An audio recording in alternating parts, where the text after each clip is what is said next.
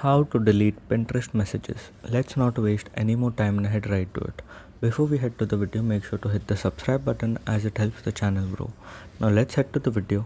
First, you open the Pinterest app. This video is valid for both Android and iOS devices. Once you open that, you click on the message icon, and here, for example, you click on your messages, see all.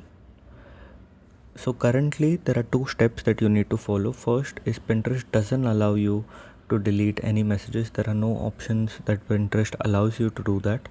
But the second thing you can do is you can open anyone's chat and you can click on the top three dots and click on manage settings. Once that comes in, you have to click on hide messages. Once you hide the message, it will automatically, those messages will not show on your messages feed. That's the only way possible you can hide it. You cannot delete it completely. So if this video helped, make sure to leave a like and don't forget to subscribe. Thanks for watching.